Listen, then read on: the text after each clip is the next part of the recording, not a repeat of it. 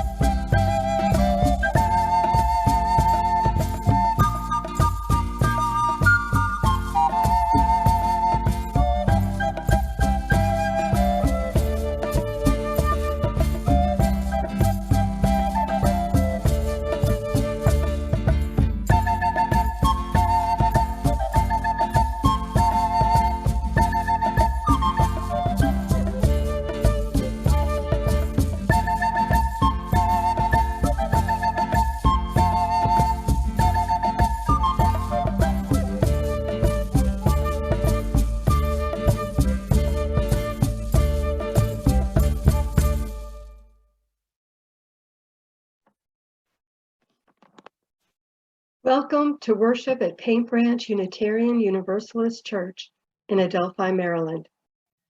Our church is on land where the Piscataway people have lived for millennia. Good morning. My name is Tricia Most. My pronouns are she, her, and I am one of the worship associates who works with others to present online worship services. Paint Branch is an intentionally welcoming church working to build a diverse, multicultural, beloved community through our actions to dismantle racism and other oppressions. One of these actions is learning, and we strive as a congregation to continue to learn on our journey towards spiritual wholeness.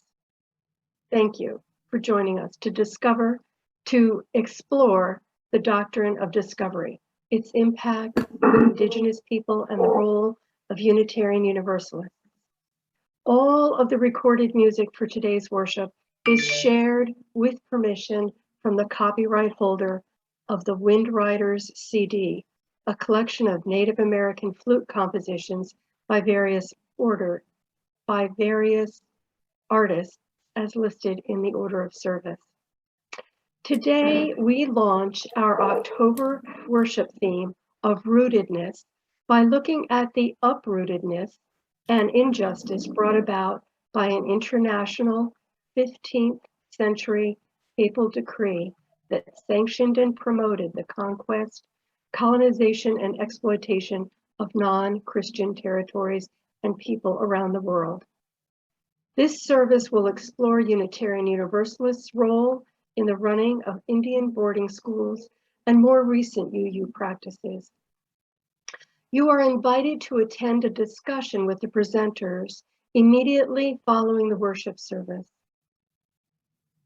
At Paint Branch UU Church, we welcome people of all genders, sexualities, ages, races, ethnicities, histories, and bodies. We welcome your mind, your heart, and your spirit. We welcome all that you bring with you today. Instead of using chat during the worship service, I invite you to greet each other now. Please go to gallery view and see other worshipers, then unmute so you can wave and say hello. Everybody, hello. Good morning. Good morning. Hello. Morning. Wow. And wonderful seconds. Yes. Good morning. Hello, everybody. Hello. Everybody, hello. Hello, first and most. Morning. Here most. Hey. Morning. Hey, Karen. Hello, David. And thanks, David. That's good, Dave. Okay, you will all be muted now. It has to happen eventually, as much as we like to greet each other. Our worship service on October 31st will include a ritual of remembrance in which we name and honor loved ones who have died either recently or some time ago. If they are on your heart these days, we would like to recognize them. If you would like the name of one of your loved ones to be included in this ritual, please email the names with pronunciation assistance if needed to Reverend Ann at minister@pbuuc.org by October 16th. Please put Ritual of Remembrance in the subject line. We Care is back. Caring support at Paint Branch is expanding. In addition to pastoral support from the minister and pastoral care associates, we now have volunteer coordinators for temporary assistance with rides and meals, as well as sending cards. You can find information about this support and how to request it on the website and in the continuum. And your help is needed. If you're able to provide occasional food, rides, or cards, please contact the coordinator or reach out to our minister, Reverend Ann Kadlacek. Carmelita Carter Sykes will now call us into worship. With respect to Black Elk, a Lakota holy man born in the 19th century, whose words I read now. The sacred hoop. Then I was standing on the highest mountain of them all, and I understood more. And round beneath me was the whole hoop of the world. And while I stood there, I saw more than I can tell. And I understood more than I saw. For I was seeing in the sacred manner the shape of all things of the Spirit, and the shapes as they must live together like one being. And I saw that the sacred hoop of my people was one of many hoops that make one circle, wide as daylight and starlight, and in the center grew one great flowering tree to shelter all the children of one mother, of one father, and I saw that it was holy.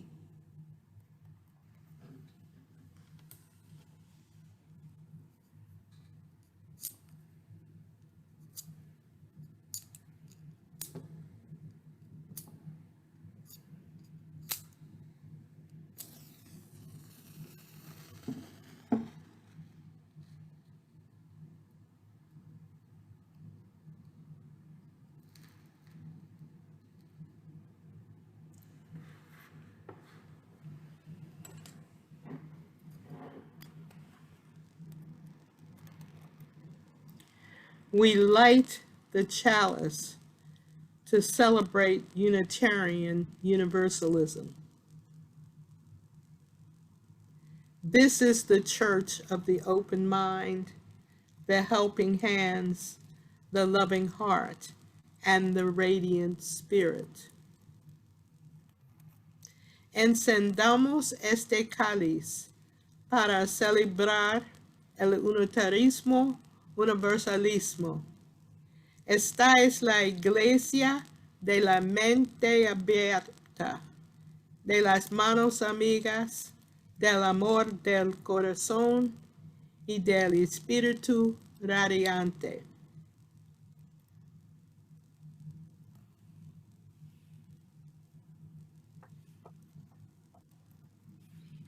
Good morning, my good people. I'm Chris McCann, your religious educator, and my pronouns are she and her. This morning, I'd like to share excerpts from the book, This Land is My Land, written and illustrated by George Littlechild. George Littlechild is an artist of national renown, and he is a member of the Plains Cree Nation, the largest Indian nation in Canada. Throughout this book, George Littlechild uses the word Indian. Columbus first saw. When Columbus came to the Americas 500 years ago, he looked at the people he saw and called us Indians because he was on the way to India. The man in my painting is looking at Columbus and he is totally surprised.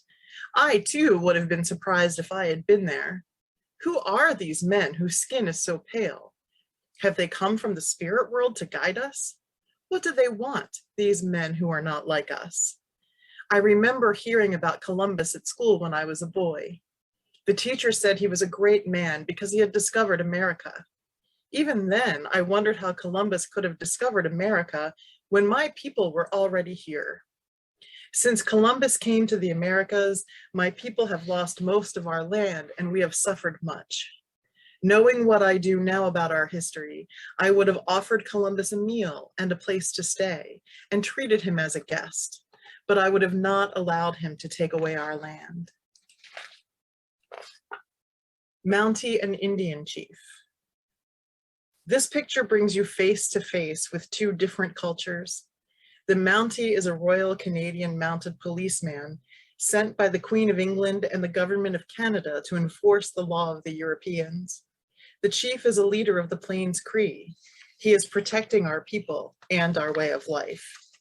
But our way of life was being destroyed. The white men were taking more and more of our land.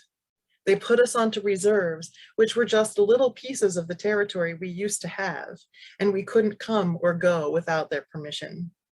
My ancestors must have cried much as they became prisoners on their own land. Urban Indian Pain Dance. Urban Indian Pain Dance is about the pain of our history. After the Second World War, many of us left the reserves and tried to find jobs in the cities. But there were no jobs, and so some of us got caught up in drugs, alcohol. My brothers and sisters and I were raised by the welfare because both of our parents died violent deaths. Living in the cities was like being in prison because we had lost control of our lives. That's why I put bars in the background of this picture. For me, working as an artist is my way of healing the pain of the past and helping the next generation of Indian people. This land is my land. When I was a boy, I was taught the song, "This land is your land, this land is my land." When I got older, I thought it was very strange to be singing about the ownership of the land. Whose land was this? Did it belong to anyone? The first people in this land were the Indians. We prefer to be called First Nations or First Peoples because this was our homeland first. North America is a very large continent. Add Central America and South America, and together they make up the whole Western Hemisphere. This painting reminds us that all this land was once Indian land. Dancing buffalo. Can you imagine a buffalo dancing? Better yet, can you imagine millions of buffalo dancing? Are buffalo fuchsia, pink, and gold? Of course not, but sometimes it's good not to be so serious. It's good medicine to laugh. The warrior goes dancing. This young traditional warrior is on his way to a powwow. He holds his head up proudly. He's off to go dancing. To dance is to celebrate life. With each beat of the drum, we celebrate the heartbeat of Mother Earth. My people dance at powwows. We have jingle dress dancers who are girls and women. We have fancy dancers who can be men, women, or children. Boys and men are grass dancers and chicken dancers and do the sneak up dance. The elders and the traditionalists dance traditional dances, all together in a large circle.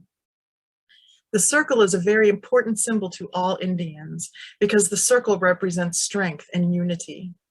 When we say the circle has been broken, we mean that our culture has been tampered with. In Indian country, we are closing the circle by healing ourselves. We are reviving our culture and traditions. We are very hopeful, and the future looks promising.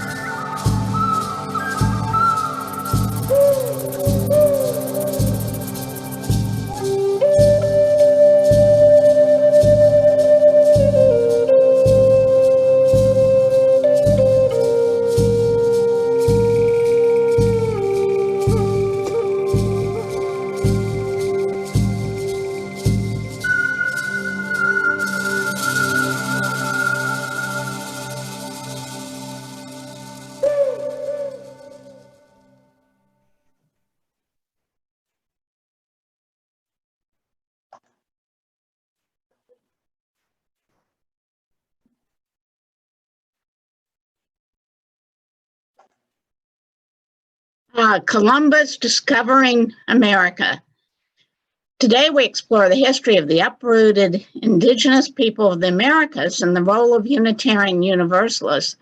I wonder how and why this uprooting occurred. The explanation is a papal bulls, which are edicts from the 15th century. The Doctrine of Discovery instructs the Christian explorers to, and I quote, invade, search out, capture, vanquish, and subdue all Saracens and pagans whatsoever, and other enemies of Christ wheresoever placed, and the kingdoms, dukedoms, principalities, dominions, possessions, and all movable and immovable goods whatsoever held and possessed by them, and to reduce their persons to perpetual slavery, and to apply and appropriate to himself and his successors the kingdoms, dukedoms, countries, principalities, dominions, possessions, and goods, and to convert them to his and their use and profit. Saracens is a term used to refer to the Turkish people, Moors, and Arabs. This doctrine of discovery justified what happened as European nations colonized the rest of the world. The age of discovery or exploration, as it was called, is now often called the age of imperialism or colonialism.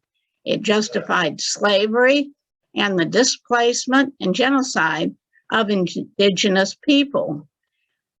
The doctrine of discovery is a legal cover for theft. The indigenous people lost their natural right to the lands their ancestors had lived on for millennia, as European nations acquired title to the lands they discovered.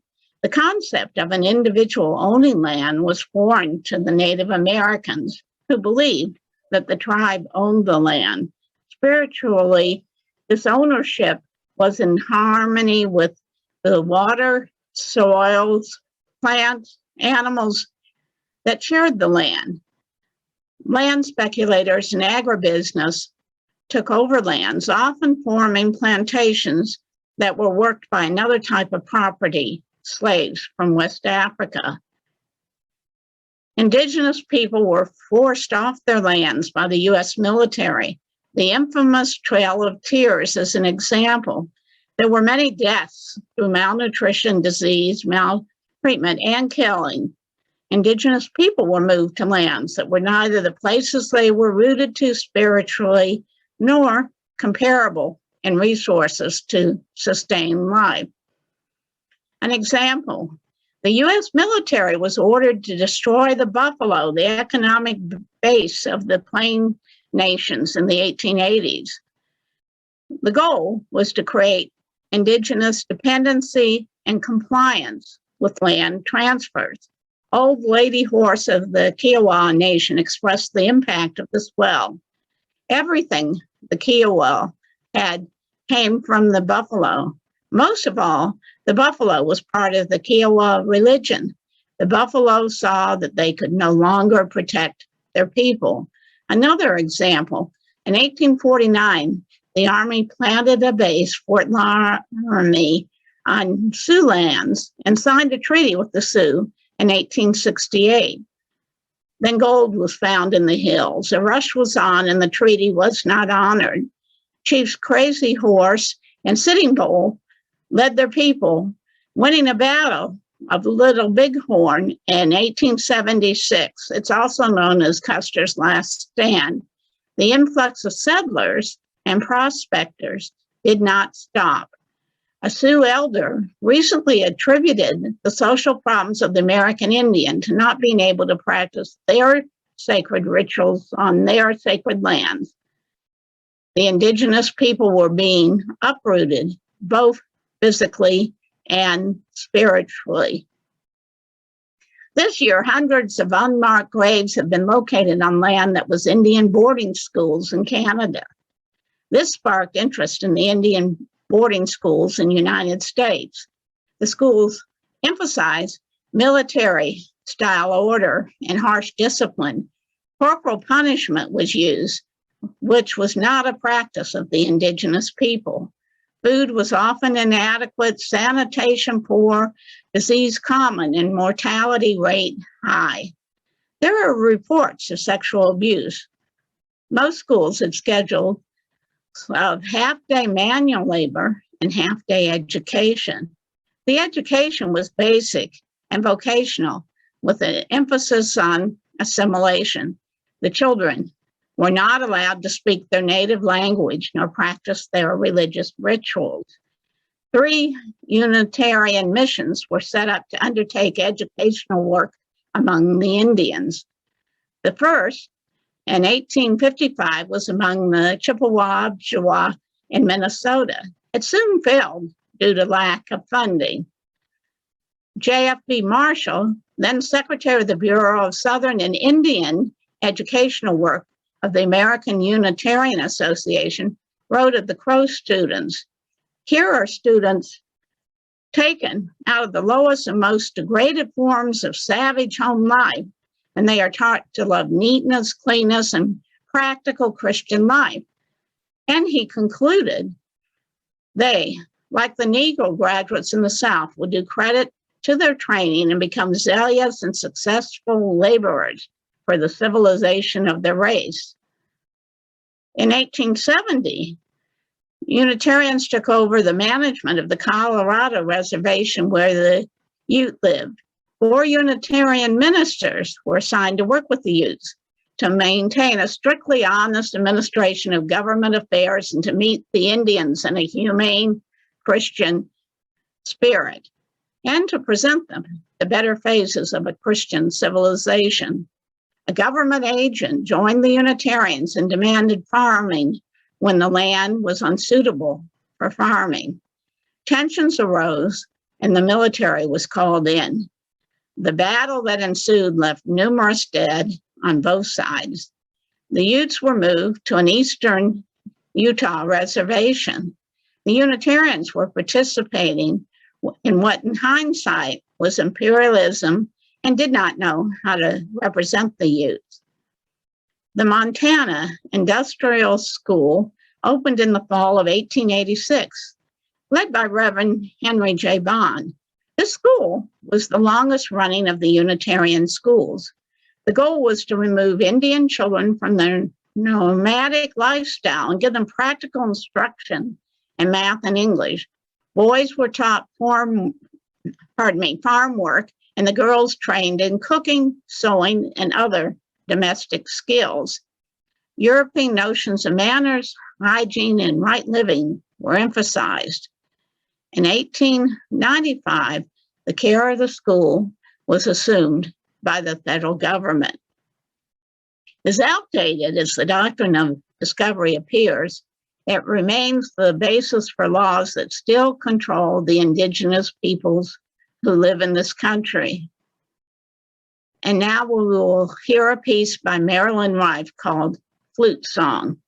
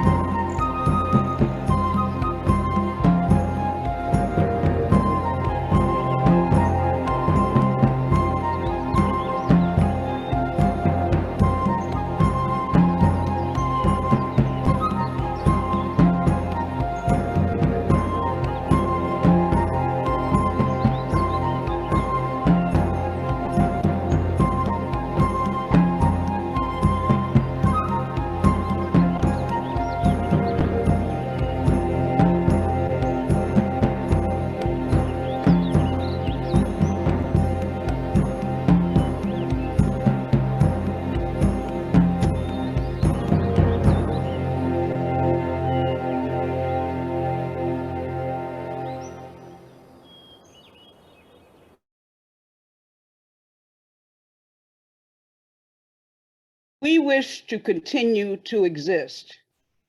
This short but powerful sentence is part of the opening statement of Marie Sanchez, Northern Cheyenne tribal chief, at the opening of the first United Nations Conference on Indigenous People in the Americas in 1977. The Doctrine of Discovery specifically sanctioned and promoted the conquest, colonization, and exploitation of non-Christian territories and peoples. It was codified into United States law by the 1823 Supreme Court decision, Johnson versus McIntosh.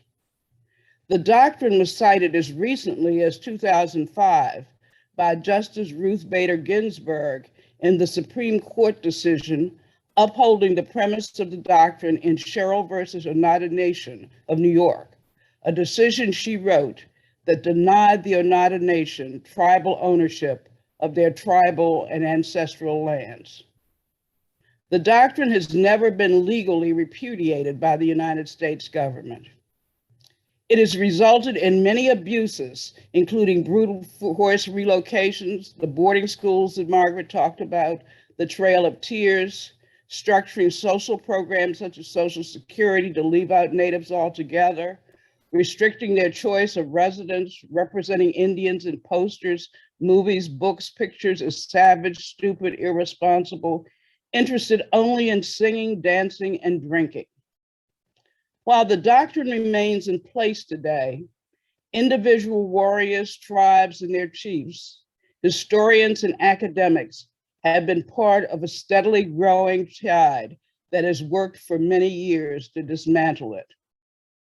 One of the most striking efforts occurred in 1982 when Spain and the Vatican proposed to the United Nations that 1992 be celebrated by the UN as an encounter between Europe and peoples of America, with the Europeans having provided the gift of civilizations. Delegates were shocked when the entire African delegate, you know, those people representing S-hole countries, walked out of the meeting, returning with an impassioned statement condemning the UN proposal to celebrate colonialism. In September 2007, after 20 years of negotiating, the United Nations adopted the Declaration of the Rights of Indigenous Peoples by a vote of 143 in favor, 11 abstentions, and 4 against. Australia, Canada, New Zealand, and the United States were opposed. The US subsequently changed its vote to an abstention. As a Unitarian Universalist, I remember attending many General Assemblies, the annual meeting of our denomination, where during the opening night ceremony, it was customary to have a Native American representing land on which we held our meeting in full Native garb bring ceremonial greetings. Last week, I checked with the Reverend Dr. Clyde Grubbs, one of 10 UU ministers in our denomination who identify as Indigenous, about what this was all about. He told me that it was the custom until 2005 when the Native official who was invited declined because of the empty symbolism. After that, the denomination became more sensitive to the use of marginalized people as symbols. Only in recent years have Unitarian Universalists confronted our part in the implementation of the Doctrine of Discovery, as portrayed vividly in the Indian boarding schools that we founded. We seem more and more willing to strip away the Disney World version of history and look at our past, knowing that this is the only way to move beyond it. Before there can be reconciliation and restoration, there must be truth. This service is an attempt to do that. In June 2012, the delegates to that year's General Assembly, including Paint Branch's delegates, approved a responsive resolution repudiating the Doctrine of Discovery, joining several other denominations. One of its key clauses is, therefore be it resolved that we, the delegates of the 2012 General Assembly, repudiate the Doctrine of Discovery as a relic of colonialism, feudalism, and religious, cultural, and racial biases having no place in the modern day treatment of Indigenous peoples. You can hear more about our repudiation statement in our post-service discussion today. As part of its repudiation implementation work, the Boulder, Colorado Friends Meeting Quakers developed workshops and resources about the doctrine of discovery and its effects. In 2017, the Diversity, Race, and Transformation team of Paint Branch sponsored Paula Palmer, an activist, sociologist, and writer from Boulder, who visited Paint Branch. She led the Sunday service, directed a play, and facilitated a discussion on the theme, Roots of Injustice, Seeds of Change, toward right relationship with America's Native peoples. Paint Branch members and Dr. Dennis Seymour, director, Baltimore Indian Center, and other Native Americans took part in a play that dramatically brought the land theft to light. Here's a picture of the play scenes.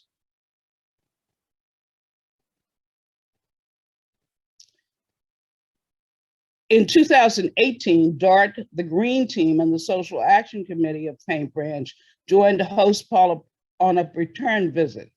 She again led the Sunday service and a workshop and discussion based on a documentary, Two Rivers, that tells the story of a rural community in Washington state that undertook some significant actions toward reconciliation with that area's indigenous peoples.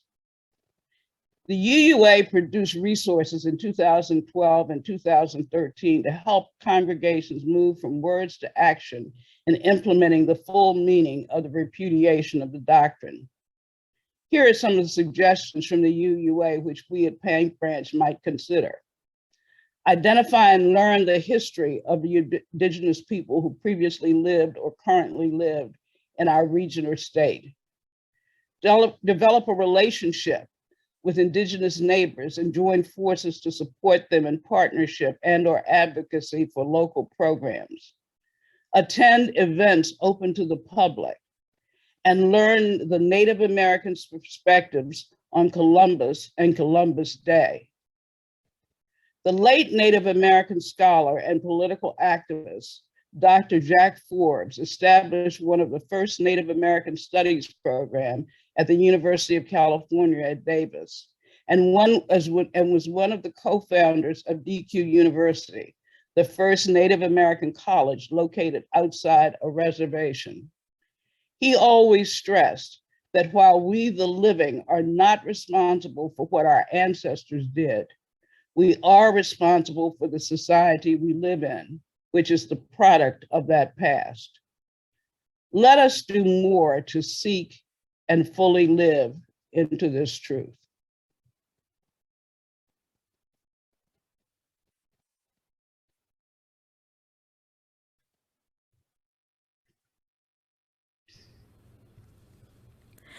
On the dusty earth, beats a falling rain. Now a whispered murmur, now a louder strain. Slender silvery drums on an ancient drum, beats the mellow music, bidding life to come.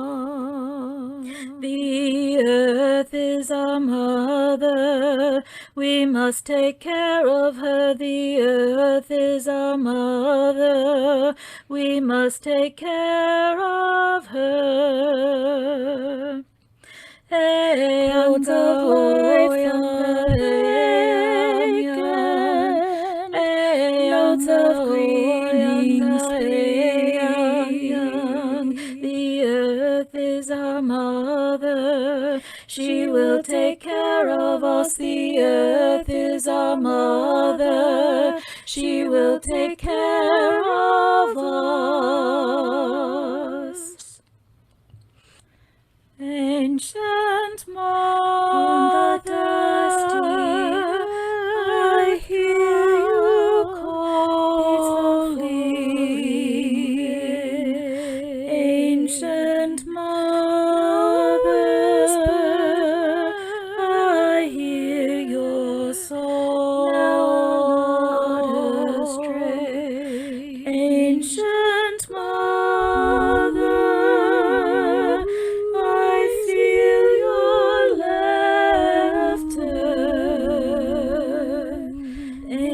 and mother, I taste your tears.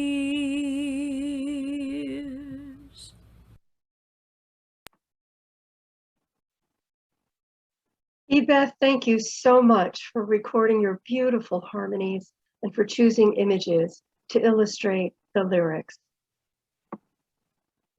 While every tribe may practice rituals and ceremonies in their own ways, Native people have in common and have always lived according to core values based on a sense of hope and optimism. In Miracle Survivors, Promoting Resilience in Indian Students, W.L.I. Hensley states, "We are the descendants of people who learned to take what the conditions offered us and thrive. That was the spirit that guided our families, clans, tribes, and nations, and is a spiritual force deeply embedded in our people. And it is just as important in the rapidly changing world we now inhabit as it was when all Alyeska belonged to Native peoples." Inherent in Native culture seems to be not only a sense of connection to all that is, but a profound respect and reverence for the natural environment as sacred.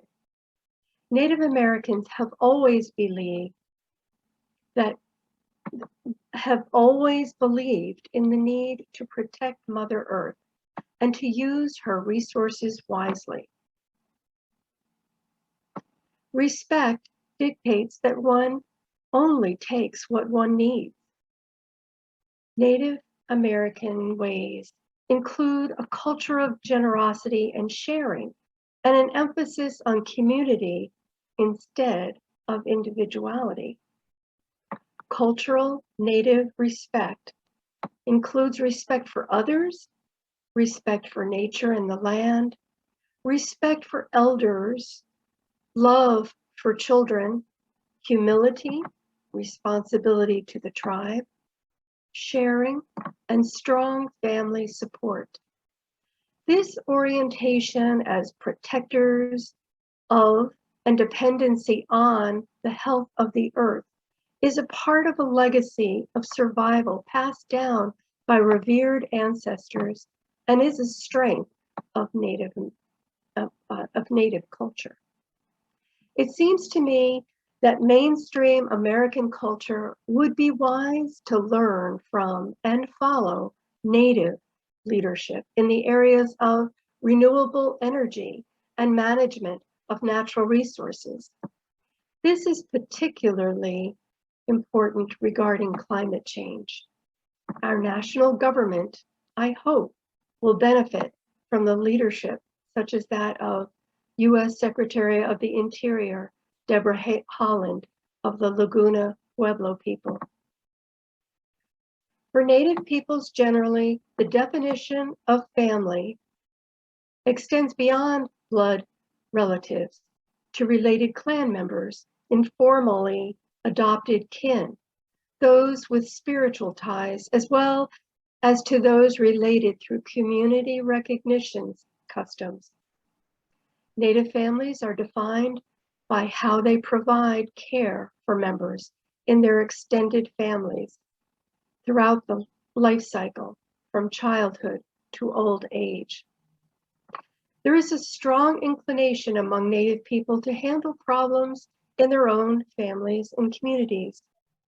When a family, tribal member, or group is seen to be out of balance, out of harmony, the whole community comes together for healing.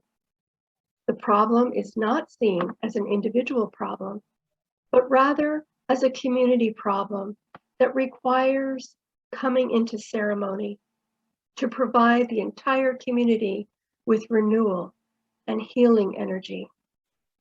This cultural view recognizes the wellness of walking in beauty. as well as the pursuit of harmony and balance.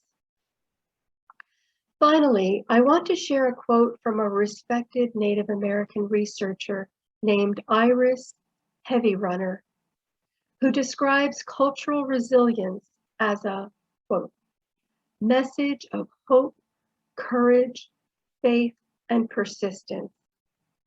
It is at the core of why someone decides to heal, end quote.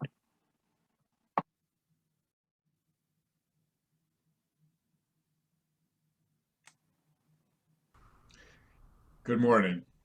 My name is Jim Flaherty, a member of the Pastoral Care Associates team.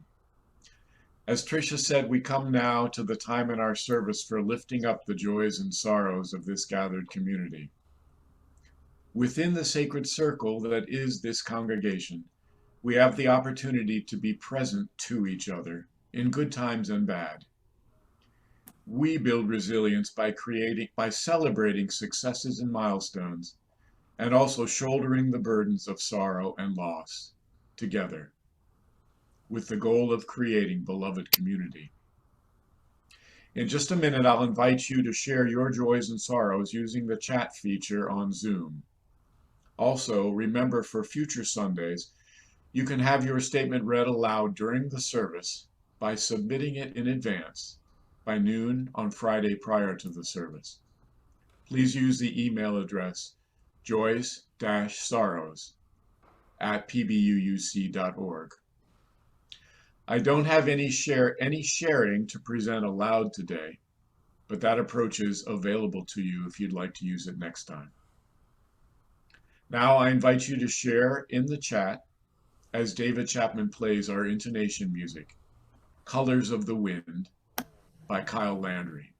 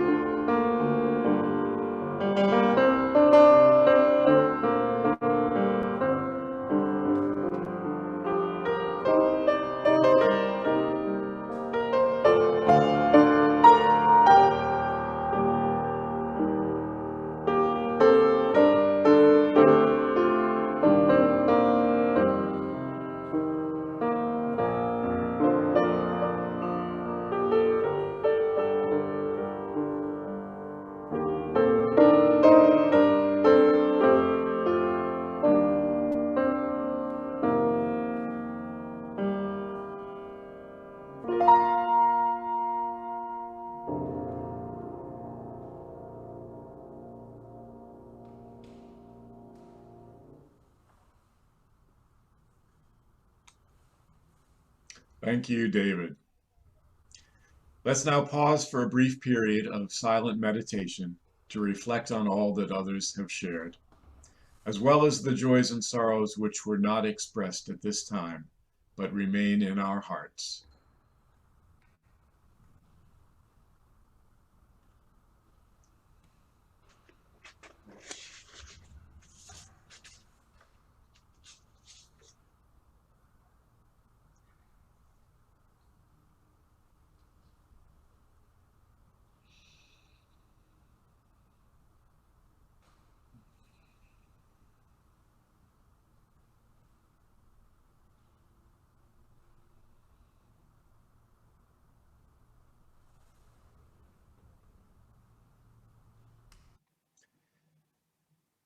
May we hold one another in love and kindness, so that this congregation may be a source of strength and comfort, courage and hope in the days and weeks ahead.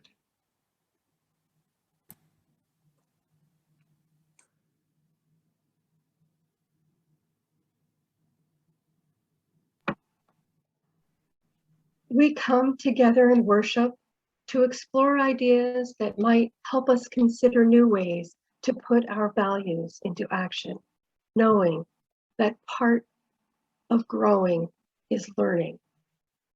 With gratitude for each other and for the community we create together, we will now receive the offering. We invite you to practice generosity as you support the life, work, and mission of this church. Instructions for giving are posted in the order of service and in the chat. Now we will hear Winged Processional by the Mesa Music Consort.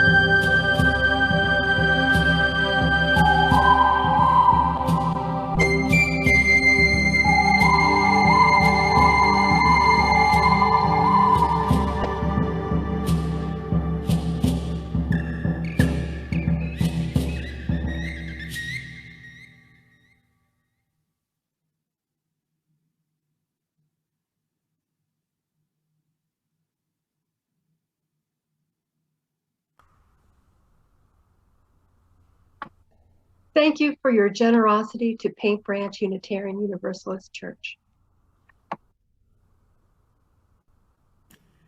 With respect for the Navajo people of North America, I now read, Beauty is before me.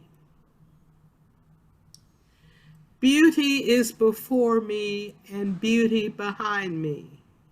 Above me and below me hovers the beautiful. I am surrounded by it. I am immersed in it. In my youth, I am aware of it, and in old age, I shall walk quietly the beautiful trail. In beauty, it is begun. In beauty, it is ended.